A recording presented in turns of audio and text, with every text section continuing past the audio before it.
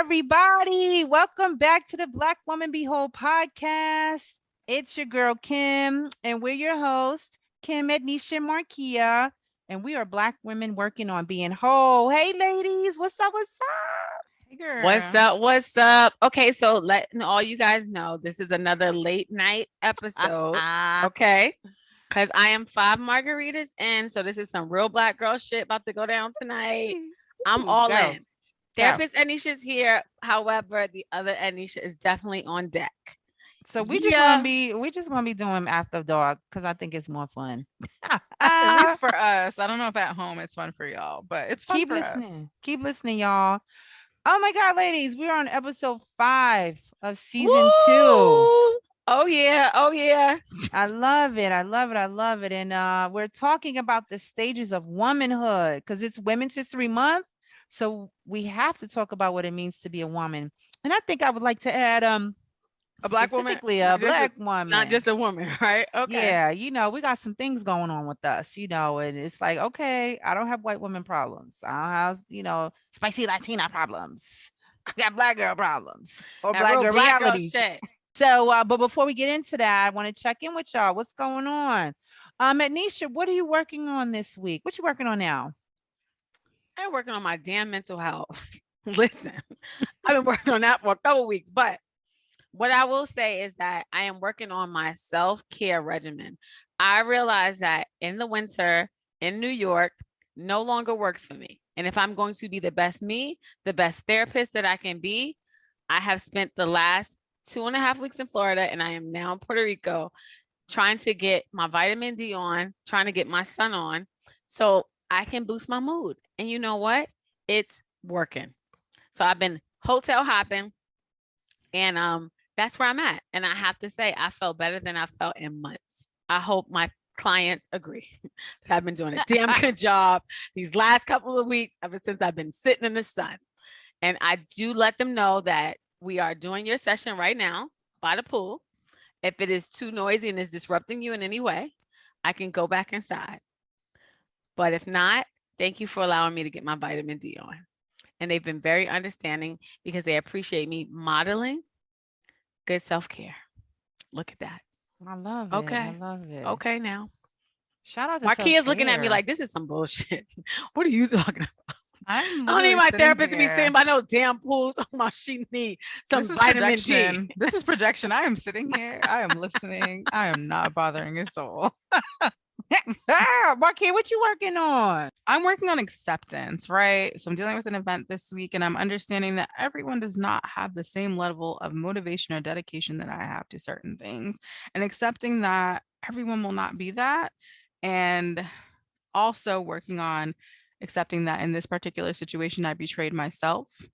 And I know moving forward to not do that because the level of rage and anger I feel at this moment could have been avoided had I just went with my first mind and respected my initial thought process and plan. But it's okay. You live and you learn. And I had to learn this lesson in a hard way. And I'm just accepting, 1, my lesson, and 2, accepting that everyone is not going to show up the way I do. And I don't know if that's okay, but I don't have to deal with those people. So there's that. One time for acceptance. I love that. Sometimes it's about radical acceptance, damn it. Yes, it is, honey. A lot of lessons. Sometimes niggas ain't shit. And I mean, damn. I wasn't ready. Sorry, it could be women or men, but sometimes you just gotta accept that also niggas ain't shit. And that's, I think, the acceptance that I'm at right now. Girl. In the most respectful way possible, guys. That's what she meant. Oh no, disrespectfully as well. Thank you. If you take offense, look in the mirror and figure out why you're offended. That's on you. That's on you. That's on you. I love it. Ooh. Okay, what you working on over there then? Owning the space that I'm in right now. I'm not the same person that I was before, and I don't want to be. And so I'm happy where I am and continuing to grow. And I'm okay with people who haven't grown, and I'm adjusting how I, interact with them. Well said. That's it. I'm grateful that I'm still in your life. God damn it, I'm growing. I know I'm growing because I'm still around and I still understand it and I get it. You better stick around, ho. Let's go places. I'll be better than I am. I am changing. Listen, this after dark is kind of fun. It's giving Ooh, very Lord, Dream Lord. Girls.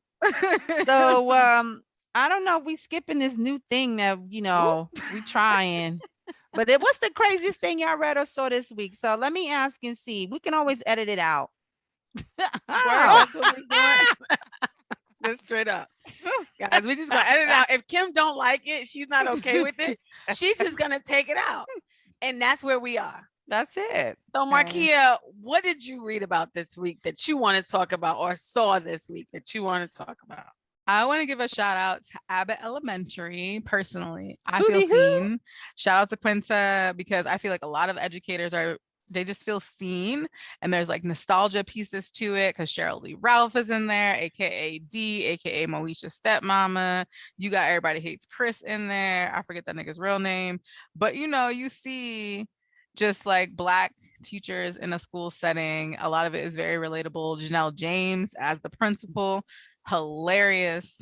And they actually surpassed the ratings that Modern Family had. Okay. That's their second, or I think it was their 5th episode, which I think is amazing. And it's just giving staying power. And I cannot wait to see what keeps coming. I'm sad they're on a 3-week hiatus, but give them all their things. They're giving Emmy. That's what they're giving right now. It's very much giving Emmy. So it's a win for me. It's a go the fuck off. We love Black people. I love seeing Black educators portrayed.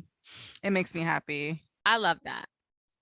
So for me, the craziest thing that I saw or read this week, and can I just tell y'all that I follow Gossip and Gasms on Instagram. So I stay reading crazy stuff. And whenever I come on here, they're like, oh my God, Ednesha.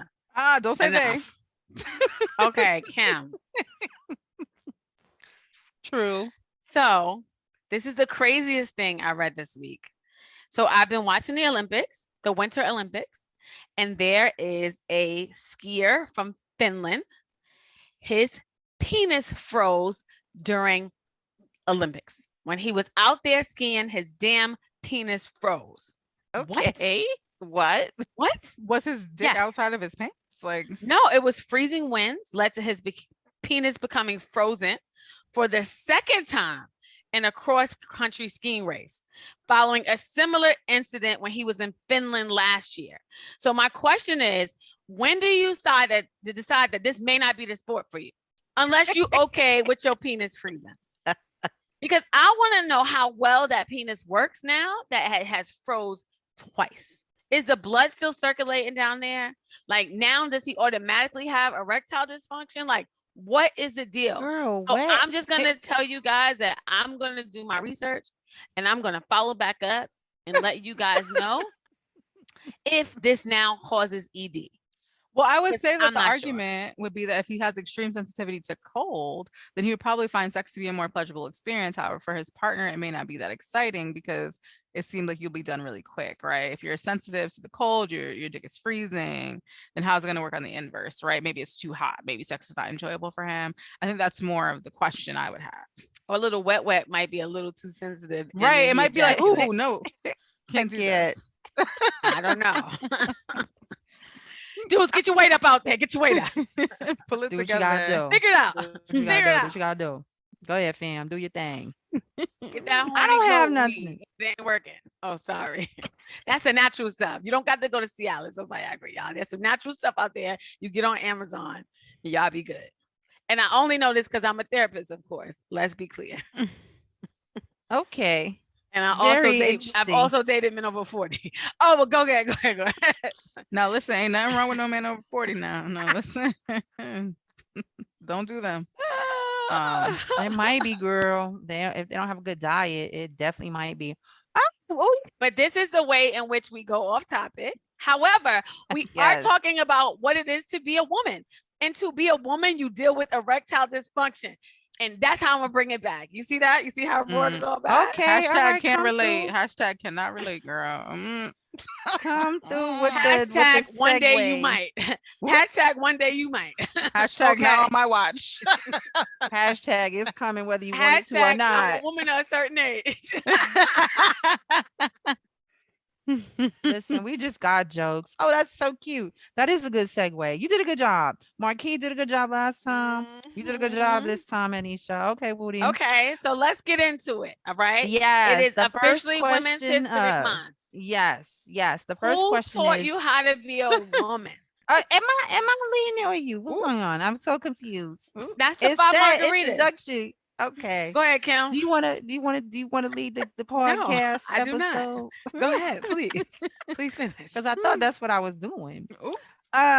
So the question that Anisha had asked is the question of who taught you what it was to be a woman? Marquia, what's going on Hello. here? Who taught me what it is to be a woman? I think there's several parts, right? I think like there's like obviously the modeling from my mom. I had access to both my grandmas and my aunts. Obviously, there's always like some male influence in there, right? Of like what is desirable. No one wants a woman that inserts random assertion here. But I would say it was a mix, and I think it probably took me until late 20s, early 30s to get to a space where I define what I deem to be a woman or what that looked like for me. Like for me, I don't necessarily get dressed up every day. Still a bad bitch, makeup or not, Ivy Park leggings or, actually dressed up. But I don't know. I think being a woman is just like probably one of the dopest things. I mean, like periods really suck. We all know that. But just the power and like all of these things that come with it. Like I think that those are the things I've learned on my own outside of being taught the stereotypical things of what womanhood is. Um, that just make it great. Again, periods suck. Other than that, it's pretty great. Okay. Come through. Come through with period suck. No, they're They awful. like, let me put a period on that. Period suck. Period. Yeah, Anisha, what about you? What's going on? Who taught you So what it who was to be taught a me to be a woman? woman? Okay, so first off, I was always super close to my mom. And my mom was like the mom who always got dressed, right? When she was in the house, she looked kind of crazy. But like when she went out, she always got dressed. But my mom was like understated sexy, right? And I think I really picked that up. She wore like really long dresses. I think I've talked about this before because she has like really big knees, and so do I. So I have her knees and she has my grandma knees. So like, but she taught me how to like walk and talk, and she was an assertive woman. So she kind of taught me how to be assertive and not passive. And I love that. I've never seen her be the aggressor either. However, what I did see from her is someone who would advocate for themselves and was never afraid to ask for what she wanted from anyone. So I think that when I was thinking about what it was to be a woman, how to walk, how to talk, how to carry myself, I did watch my mom. And then I also have an older sister. So I do remember wanting to be like her. So, I mean, this is probably not a great story, but like I'll tell it anyway. In the 8th grade, I remember having these suede purple boots. They were like up to my knees. I probably shouldn't have had those on the 8th grade, right? And I don't know if I'm dating myself, but if y'all remember Big John jeans. So I had like tight Big John jeans on, and I had like a purple off the shoulder sweater with some high purple boots in the 8th grade. Where the hell am I going? I am a child. But I had an older sister who I wanted to be just like. So like everything that she did, I wanted to do. I wanted to wear her clothes. I wanted to be just like her.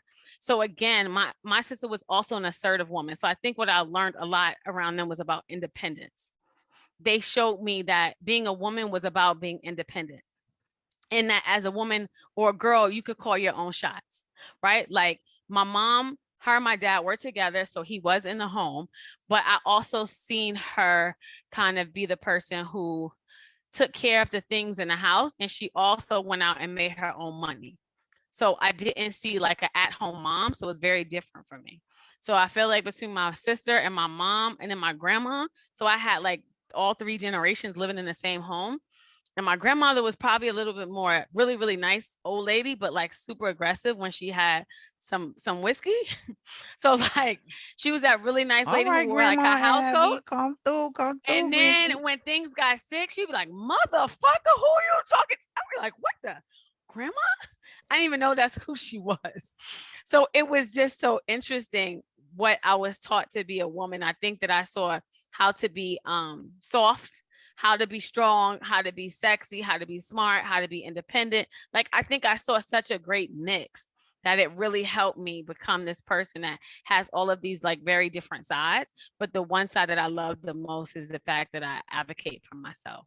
So I think it was between my mother, my grandmother, and my older sister who taught me how to be a woman. Okay. Thank you, Ednesha, for that answer. We Was that appreciate it. long-winded? Maybe. I don't know. Yeah, I feel like, oh, when was she gonna stop talking?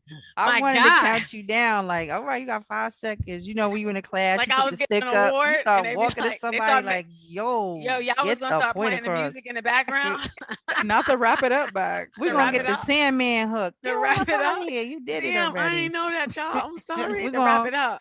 listen, we're gonna put the finger up like wrap it up. Uh you the twirl. You gotta twirl it. Twirl it, wrap it up. Okay. Ride it. Let's go. It's interesting. I think my cousins definitely taught me how to be a woman. And my aunts and my mother, like my mother's sisters, my mother and her sisters were definitely very prominently featured. I didn't love like all the stuff because they got really dressed up and they wore like big hair and like sparkly dresses because they were like Southern women. So that kind of didn't like resonate with me as much because I hated getting my hair done because I had a lot of hair growing up and I was just like this fucking sucks because y'all pulling it.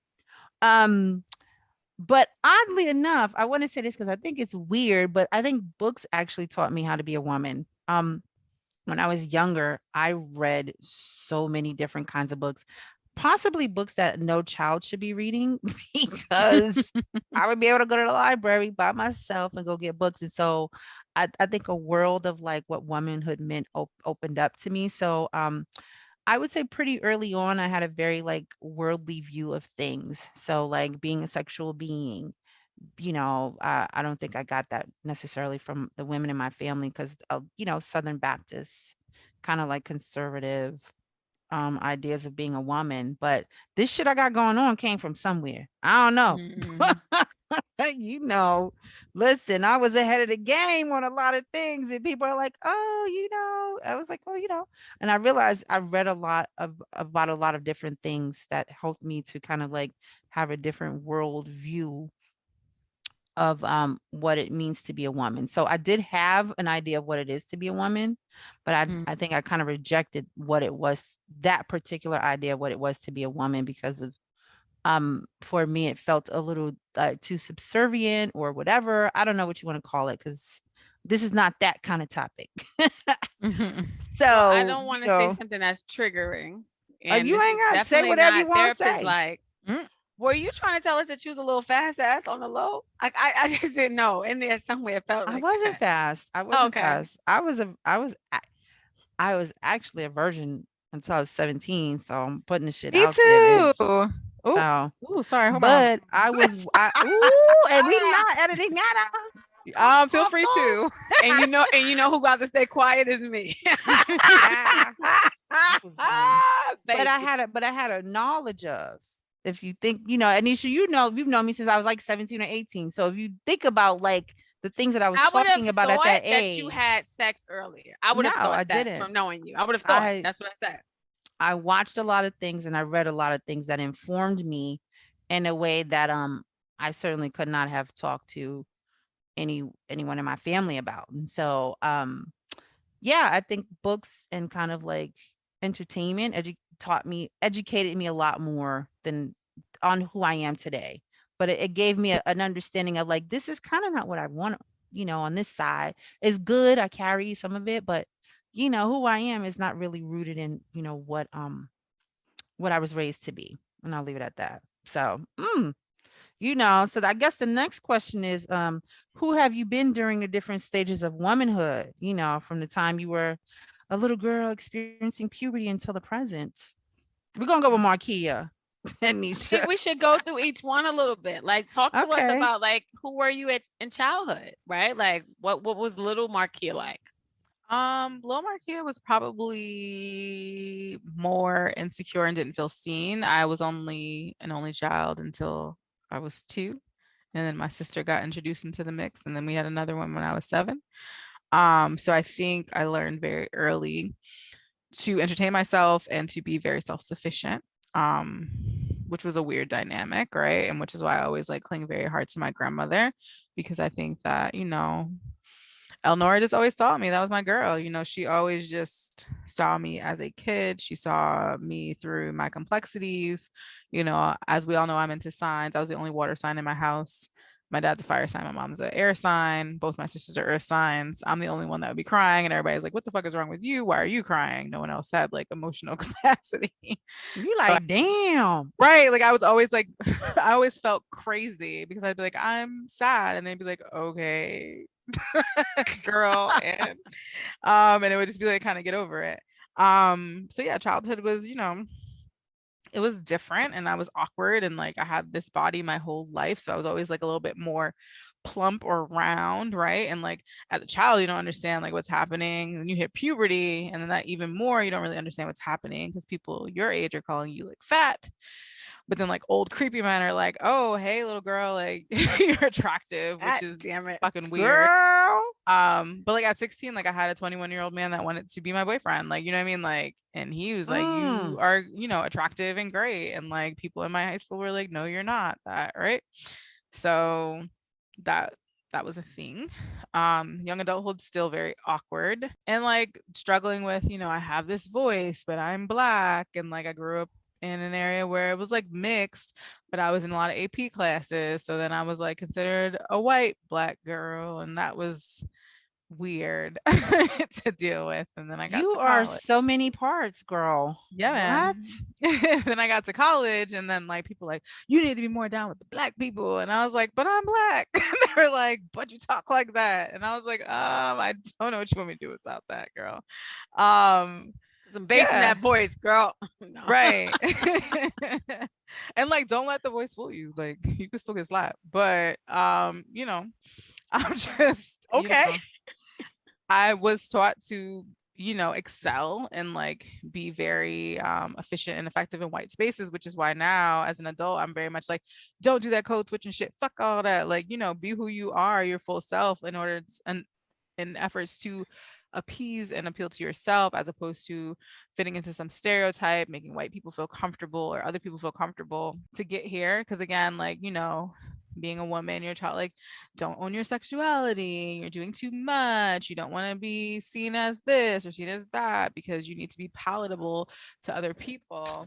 And then you turn 30. Wow. And then you turn 30 and you'd be like, you know what? I don't give a fuck about your feelings, All y'all. You like, I don't give a your fuck about all opinions, y'all. like anyone. Like, I love my mom and dad, but even them, like, there are times I'm like, I love you, but no, like, I cannot do that for you because I don't want to do that.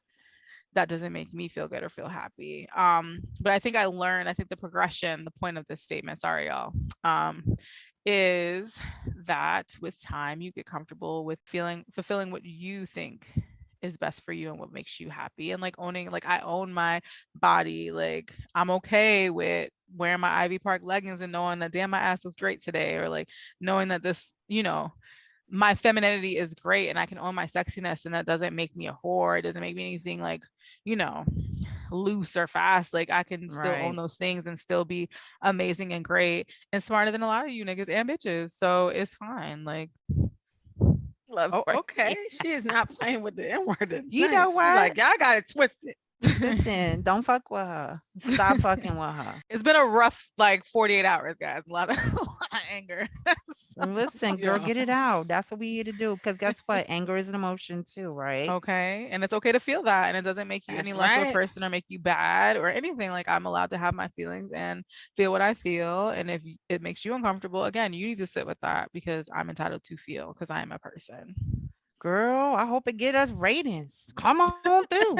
I'm do what I'm entitled to feel. Yes. No, I think that's so interesting when you just think about how you've been pushed and pulled in all of the Mm. directions and what do you settle on? Because it like your peers are this thinking this, Mhm. but then you have these external kind of like factors completely invalidating it. And you're just like, whoa. But then it feels icky because it's like, whoa. And it's like, Mhm. how do you like settle on something? Because it's always constantly shifting, it feels like, and it doesn't make sense because you're like, which one is it? Like, let's pick something and move the fuck on so that I can understand what the hell's going on here. Ednesha, what about you, girl? What's going on, girl? Who have I been during the different stages? All right. So, I was not, I think I was a mix between a girly girl and a tomboy when I was young. Because I had brothers, and I have a brother that's 2 years older than me, and I always wanted us to be twins. I don't know why. We don't look alike. Let's be clear about that. However, I always told people we were twins. I don't know why. So, but I would do everything that he did, right? Like, so when my mom took us shopping, like I wanted Jordans because he wanted Jordans. You know, he had the Gap sweatshirt. I wanted it. Like I'm gonna date myself as usual, but crisscross was a big thing. And so I wore my clothes backwards like him. Like we did everything alike. And I was at the park with him, climbing the trees. I was climbing, you know, we had like the rocks in the park, and I did all of it. Like I did everything he did. I've seen every Super Bowl since I was 6 years old because I was such a tomboy.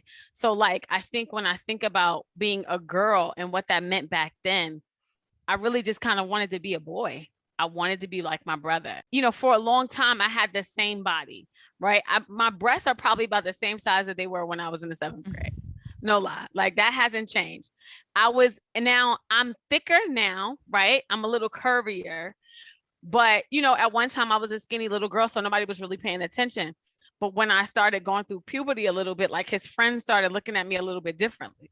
I was like one of the boys, and then I started to become one of the girls. And so what I didn't like was because everybody started to look at me differently, and it felt like they wanted something different from me. They wanted to kiss me or touch me or sex or whatever. And it was like, I just want to hang out still. Like, I just want to go watch basketball and talk about basketball. And I want to be in front of the building, like talking about the guy stuff. And my brother would be like, you need to go upstairs. And I was like, but what? Wait. Because now everyone looked at me differently.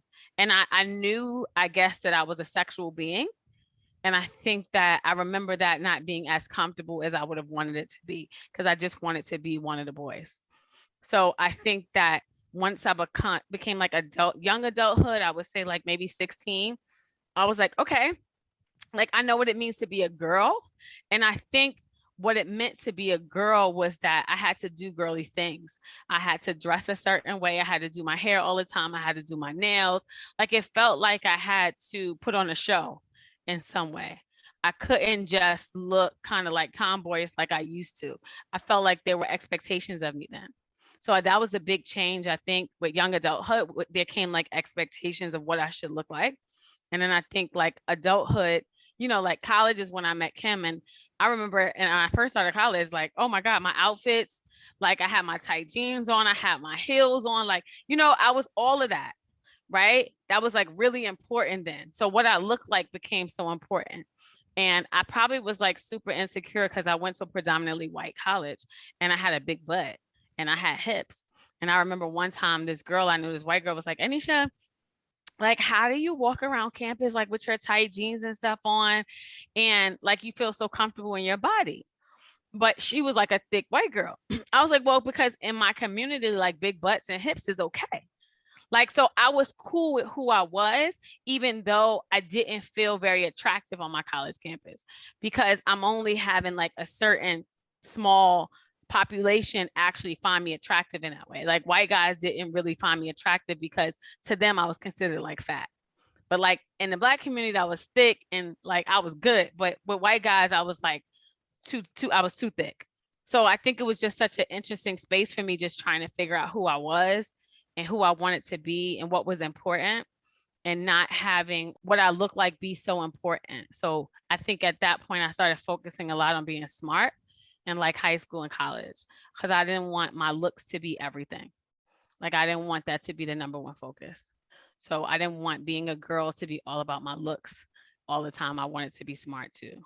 So I think that like in young adulthood and adulthood, I think me showing that I was worthy in this other way became really important. I wanted to be independent and I wanted to be smart and I wanted to be known for something other than like my looks and my big butt. They was calling you big booty booty. Right. And I think that when we talk about like womanhood and Black girls, right, like how it becomes all about your body, like people become hyper focused on it. And it feels like they don't see you sometimes.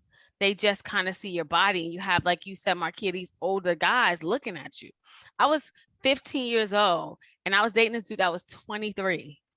I met him at like That's wow. I met him at a lounge one night because I would hang out with like older girls. And like he didn't even realize I was in high school, but he realized I was in high school, but he still wanted to date me. But of course it ended because I didn't have sex with him. So like he wasn't messing with me no more. But he came to my house and he had a receding hairline. Yo, and I had to be like, yo, keep your hat on. Cause if you take your hat off, like my mom is gonna know you're not 17, kid. Like I'm gonna be in trouble. So like he had to look like a high schooler. But like I remember that stage where like I really just wanted to be smart because I didn't want it to be all about what I looked like in my body. And I didn't want to be like a sexual being in that way. I felt like I was sexualized all the time. And I think that people don't understand like what that's like for a young girl. I feel like society tells me that that's what I'm good for. And that's what's important. And I feel like there's always a fight to know that you are more than that. There's a fight to hear it from other people. Like, stop calling me pretty.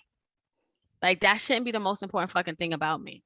Like, what about all the other parts? Like, I'm funny and I'm all of these other things. And so I think being like throughout those stages, I really just wanted to be known for something other than like what I looked like in my body and how I was shaped and what people wanted to do with me.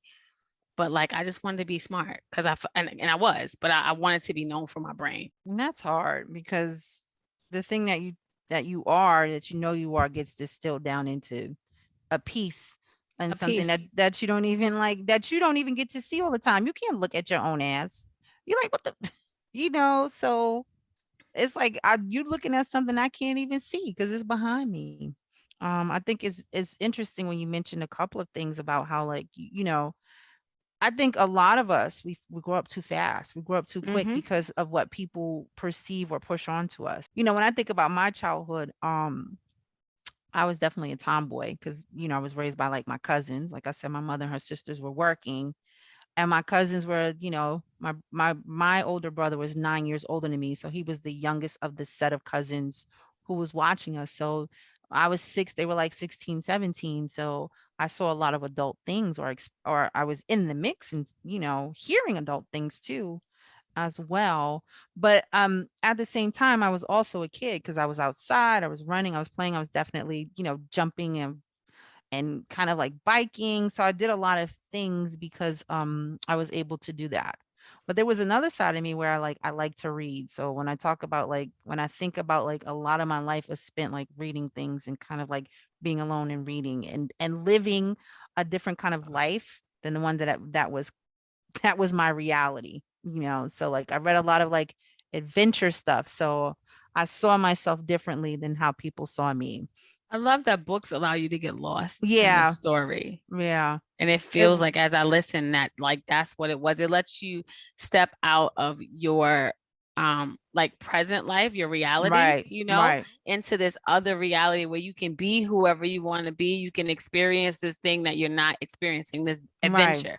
Right. Yeah. And I think that's where I got it from. Because when I tell y'all, baby, I'm an adventurous person. Okay.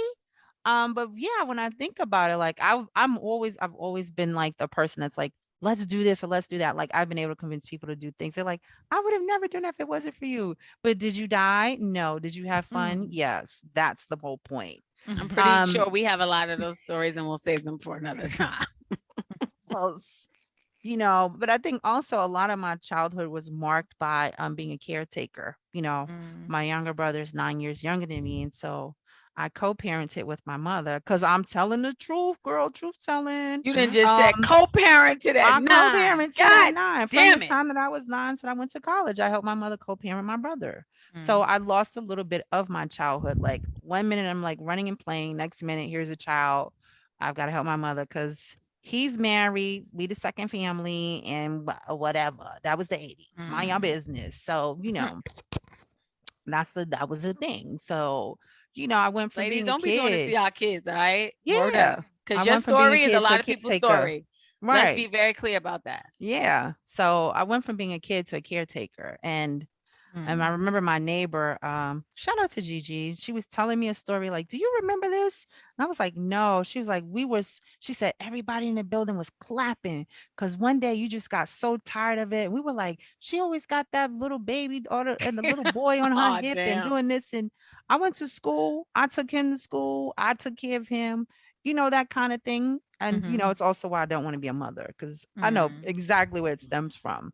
But like my childhood and my puberty was spent caring for someone, Mhm. and I did do it well because I resented it. And so there are certainly things that I am definitely a villain in his story at certain points of his life, right? And so, Mm. but I'm 9, I'm 10. What the fuck you want me to do? Right. So, but I think for me, college was kind of like freedom. Like I'm going buck wow. And I kind of did. Mhm. I had a good time. I saw some things. I did a lot of things. I enjoyed myself tremendously.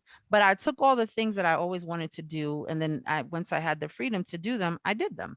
And Mm. so for me, a lot of like my young adulthood, my 20s were really, exploring and doing things. And then I got into a relationship with a much older man because fucking daddy issues, right? Of course. So Let's I keep it cut real. that short and I spent 12 years in a relationship like with a much older man. And I was like, Mhm. girl, what are you doing? What's happening? So, once I extracted myself from that, I'm like, yay, let's go back to that thing that I interrupted or disrupted. So I'm still having fun. I'm still enjoying myself. I'm still living into my truth of who I am and trying to figure out ways to ease other people into it because or just like, what, whatever, this is what I like. And does everyone need to know because they may not understand it? No. But, you know, I think that's where I am right now from my adulthood. So, ladies, what would you identify as your biggest life stressor in either your teens, your 20s, or your 30s? I think I think there are three different answers there, right? In my teens, I think it was just like acceptance and wanting like people to like me and accept me, right? So that was like my biggest stressor at that point. Young adulthood, probably like navigating the relationships I was in, right? Like, oh, like I want to maintain this relationship because once you have a boyfriend, it's like, oh, you gotta stick with him and make sure that you are good Mhm. enough for him to stay with you, girl. Because if you don't, then it's you. It couldn't possibly be that the man is trash. No, no, no. It's your fault. So I would say like in the 20s, that was really difficult. In my 30s, um, probably work and career. And also a little bit like now I'm in a space like I think I mentioned before, like I'm open to dating and like being like, okay, I'm 34. Like, what does this look like? Will I find someone? Because the dating pool has shit and pee in it, in case y'all were confused. If you are married, Shit, Facts. MP? and pee Damn. and shit. Yeah, it's Oh, bad. okay. Just want It's to really make sure. bad. Yeah, it's both. It probably some vomit too. But if you Damn. are married, girl, stay where you at, make it work. I mean, if it's toxic and abusive, leave. But I'm just letting you know there's not a whole lot out in these streets. I Word to the love that. wise. Shit and pee and vomit. And vomit. That's a lot. It's bad out here right now. Anisha, what about you? My biggest What- life stressor. I think that in my teens, um,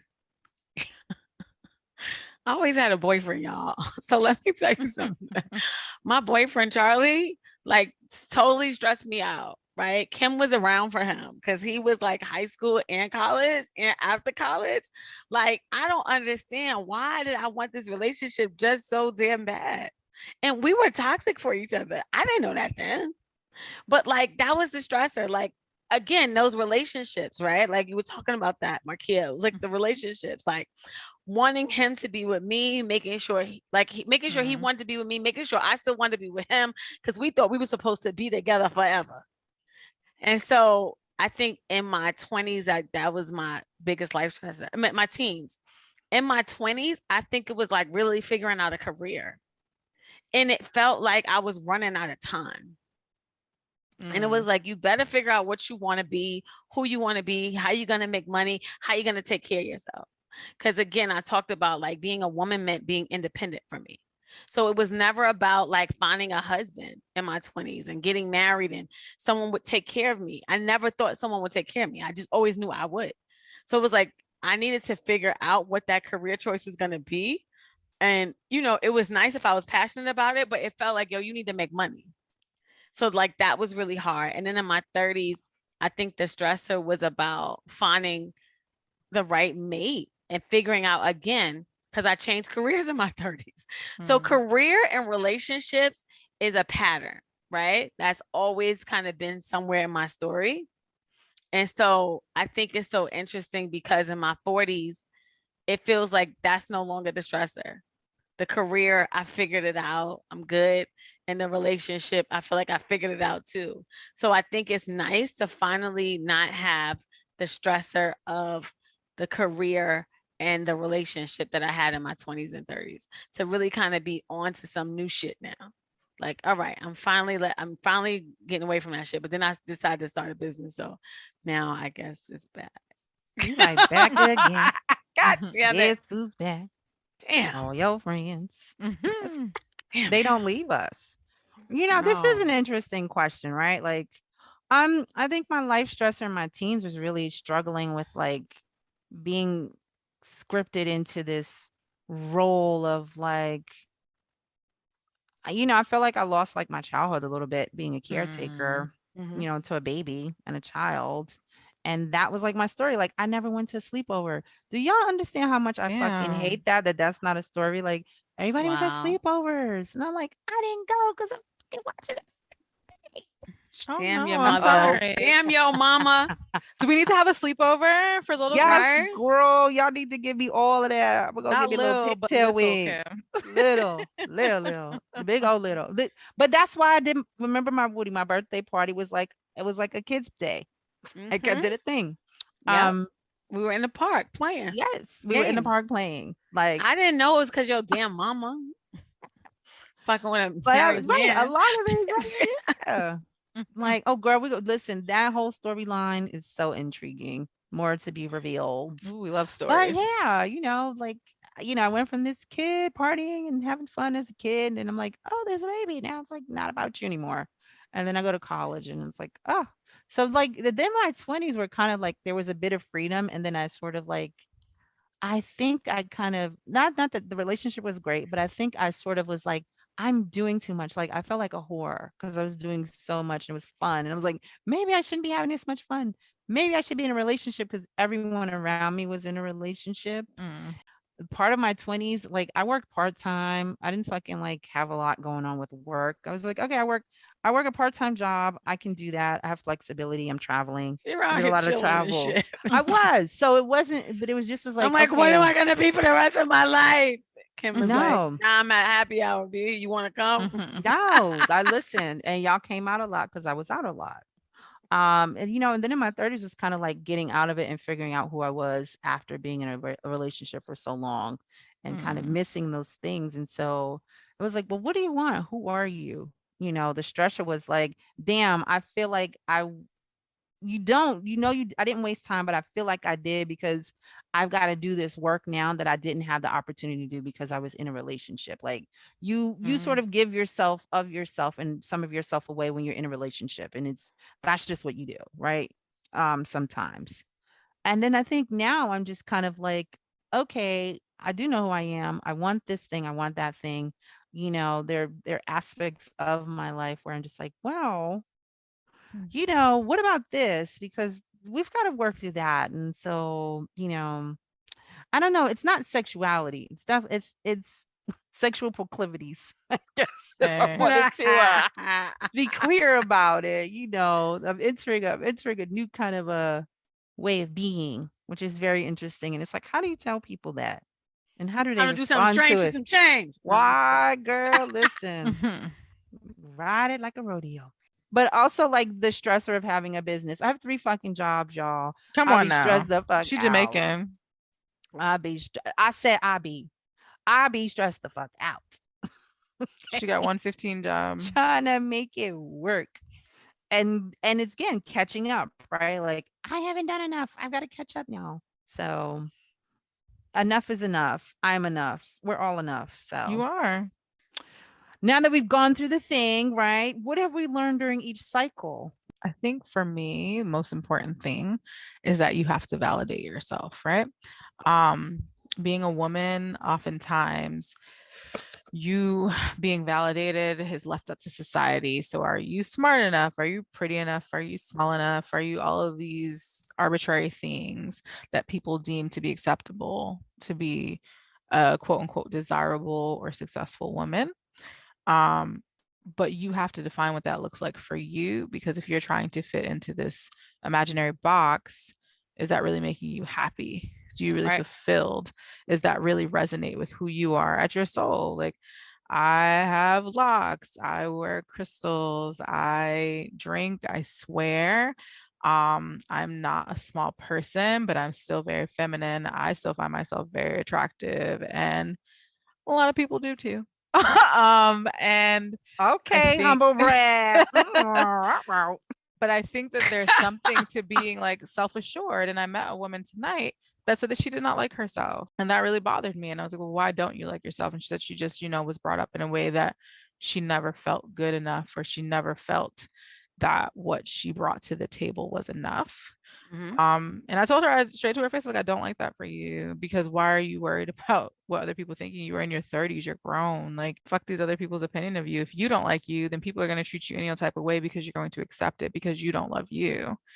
So I think that that's definitely been like one of the, like, defining what a woman or what womanhood is to me, and also like loving myself, because I'm going to love myself enough to not let people treat me any type of way, treat me like shit or devalue me in order to make themselves feel better. If you feel inferior next to me, honey, you need to figure out what that's going on with you. Like, that's not my purpose. I'm just here being me, and there's enough space for both of us to shine and exist. But if you don't feel that you are worthy to be next to me, that's a you thing, not a me thing.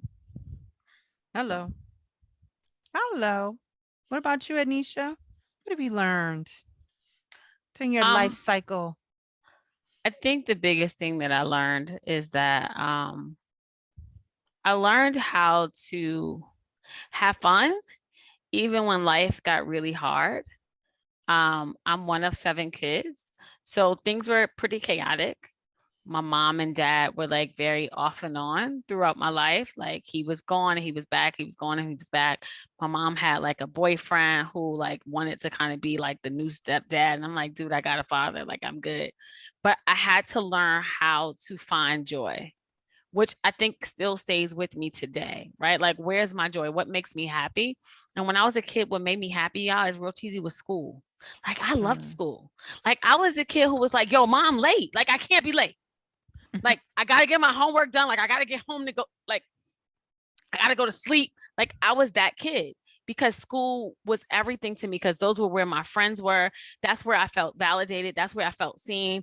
I felt heard. Like, that was my space. And so I was like, throughout my life cycle, it was like, yo, I was trying to find my joy. I was trying to have fun. Like, I really just was trying to have fun. I was trying to be around my friends. Like, I was trying to be like this social butterfly. And I think that that's a part of me that has stayed with me. Like, I love school. I would love going to work, right? Because I liked my coworkers. Like, I love people. Like, I wanted to be around like the community of people that I made for myself. And I wanted to find my joy, and I wanted to laugh, and I wanted to have fun. And as a woman, there are times when it feels like you have to take everything really seriously, because it's like your future rides on all of this. Well, no, not all the time. But I did feel that too. But I really remember just like what I really learned, and I just really wanted to have a good time. I always knew I had one life to live, and I was like, yo, I feel like my childhood was a bit chaotic with my parents, really up and down.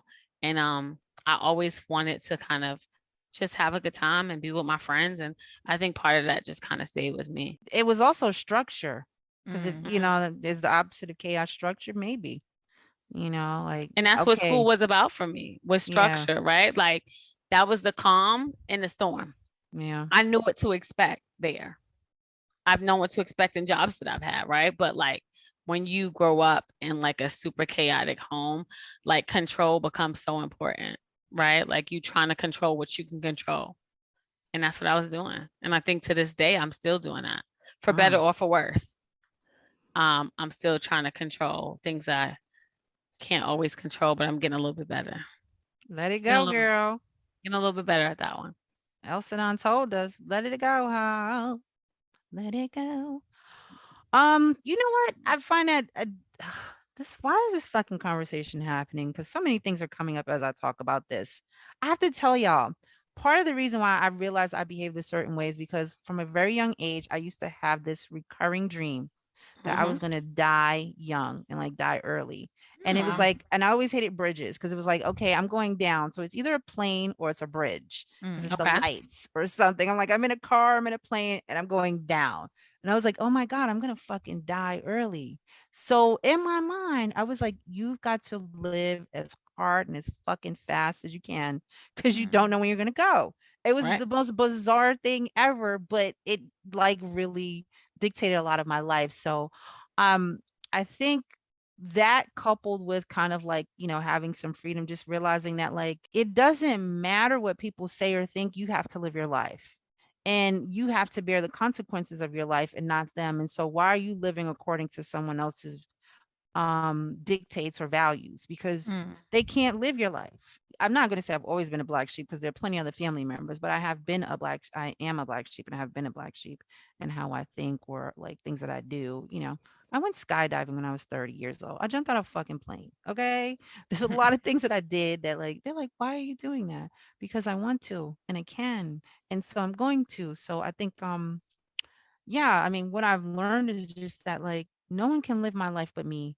And if I want it to be well thought of or like to have enjoyed it, like when I'm sitting in that rocking chair, I want the memories of my life to have been really good or to have been meaningful. And I don't want to be small about it. And I don't want to be like fearful of all the things that I should have, could have, would have did. I got to do Mm-hmm. them now. And so I've lived a lot.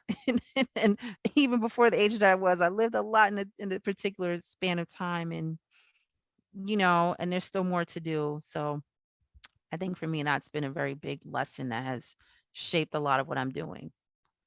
Let's start a business. Let's go do some other shit. Let's go, Right. do some more stuff because it's not over. Mm. So, you know, stay tuned. So, I don't know. The next thing is, what's your biggest brag? My biggest brag is that, yo, I'm fun as fuck to be around. Anybody hang around me, they be like, bitch, let's do it again because they will have such a good time. Like, I'd be like, girl, let's go have a night like the hangover and we'll get home Mm-hmm. alive and you'll be okay, but you'll have a good time. You'll have a good story with me. So that's my brag. You know what, Kim? I might have to jump on that bandwagon. I am a whole lot of fucking fun. I am. And you know what, Kim? Throughout the years, I've had a whole lot of fucking fun with you. And when people hang out with us, they want to hang out with us again. And I love that about me. I know how to build rapport with people rather quickly and they enjoy me. And that is my biggest brag, that I know how to make people feel comfortable and I enjoy my time with people. I am a people person. All these motherfuckers who be like, oh, I'm not for everybody. I just saw a t-shirt the other day. I'm not for everybody. I was like, wait, no, I'm for everybody. Fuck that. That shit is not my t-shirt. You for the I feel streets. like I am for everybody. Yes, I'm for your mother, your father, your uncle, all y'all motherfuckers. I can hang with everybody and be good in the hood. So like that's what I am. Cause my girlfriend sells clothes and stuff, and she sold a t-shirt that says I'm not for everybody. I was like, I can't buy that. Cause that's not who I believe I am. I believe I'm for every motherfucking body. I love people. People actually like me. I'm a lot of fucking fun. That's my brag. I know how to have a good ass time and on a budget if I need to. But go ahead. My Marquia, what you biggest bragging about? brag. I'm pretty smart. I really stand on that, and that's for childhood trauma reasons. Never was like really like built up on the whole like, oh, you're like pretty or whatever, right? So definitely have smart. You can never take that away from me, no matter how ugly, how fat, whatever I get, I could still be smarter than you. I'm also really fucking funny. So that also is a great trait of mine. Love Brains it. and wit. I mean, I'm pretty funny, sometimes unintentionally, which is annoying because I'll be dead ass serious and people are like, ha, ha, and I'm like, no, that wasn't a joke. But yeah, those would be, those are my things. And I love that none of us talked about work or in relationship to like other people. Like, I'm a good wife or a good daughter.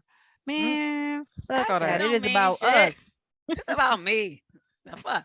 When you say that shit, that's about what you mean to somebody else. Like, I'm a good person for them. I'm a good this for them. No, fuck, this shit's about me. I'm dope. Yes. I'm fucking dope. We need to think about a t-shirt around this concept, whatever that is. We're gonna figure it out. We'll figure it out. Bitch, I'm dope. Right, that's it. Bitch, I'm dope. What you say? Bitch, I'm dope. That's it. What you say? Bitch, I'm dope. Now we got bars. Throw a little beat on it. Where Megan? And then that look like, what? What you talking about? Bitch, I'm dope. With the lean back. With the lean back. Like, you got the game twisted. Bitch, I'm dope. We don't brag about ourselves. There's so many more things we could brag about. I challenge everyone to make a list about all the things that they should be bragging about themselves. That's right. Because we have to do that, ladies, especially Black women. You know, we so dope. We are dope. We're degreed. We can run circles around people. We funny. We smart. We're charming. We're fucking witty. Come on.